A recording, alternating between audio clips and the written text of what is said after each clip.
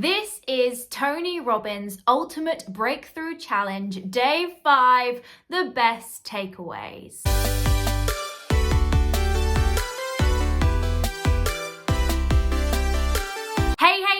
Hello everyone, Emily Joan Smith here. I am a life coach for those people who want to go from survive to thrive. If you love anything to do with self-improvement, make sure you hit that subscribe button now.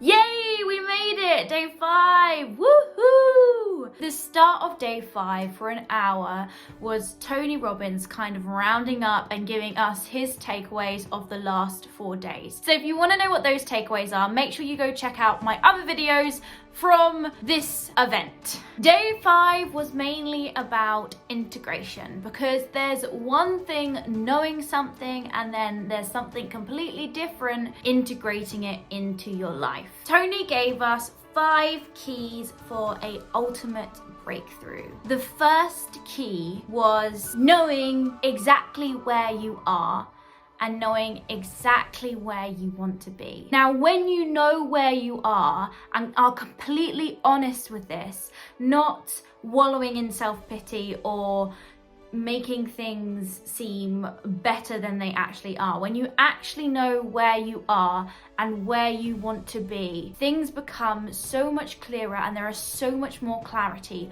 for your breakthrough to happen. As today is all about integration, he gave us an exercise to think of a breakthrough that we had, and I highly suggest you do this, a breakthrough that we've had, how we overcame that thing. What do you want to do next? What do you really and truly want to do next? What are 1 to 2 action steps that you can take right now, and why do you want it? Tony told us that suffering never comes from the facts. Suffering comes from our perception of the facts. It's not the fact that it is happening that gives us suffering, but it's how we perceive that thing that gives us suffering. What we suffer for is another person's pleasure. The second key he gave us is crush those limiting beliefs. Destroy those limiting beliefs, because quite often the only thing that is getting in the way of our success is the stories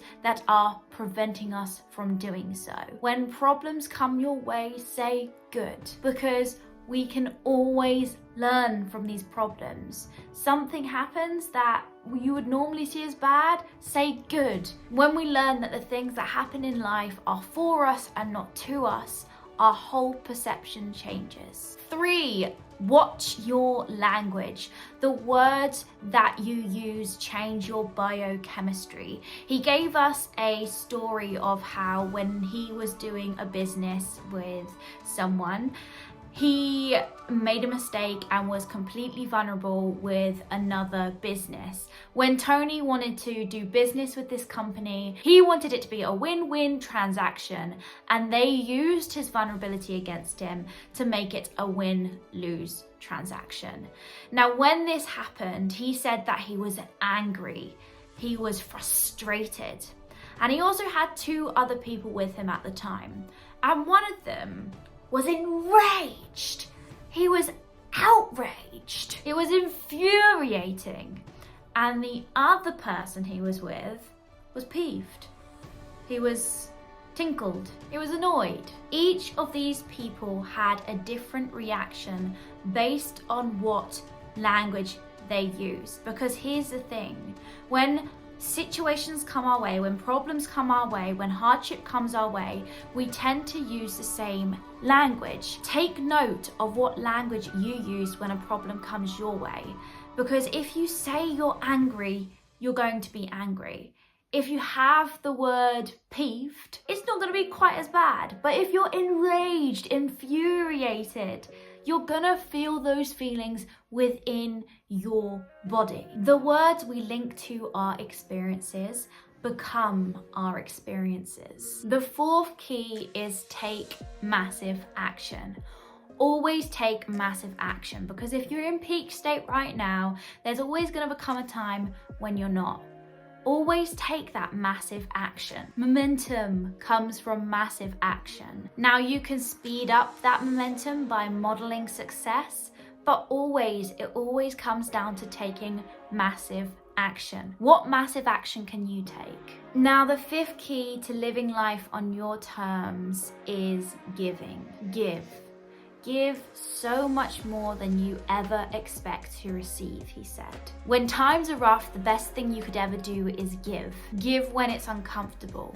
That's what makes you grow. He recalled a time when he was in a rut and he was working so hard and he was like, God, why isn't this working for me? I'm working my butt off. This is so hard. And something came to him and he realized that he was not focusing on giving. He was focusing on what he wasn't getting.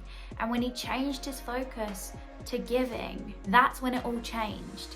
The secret to living is giving. Tony Robbins introduced Dean Graziosi, his friend, to the stage.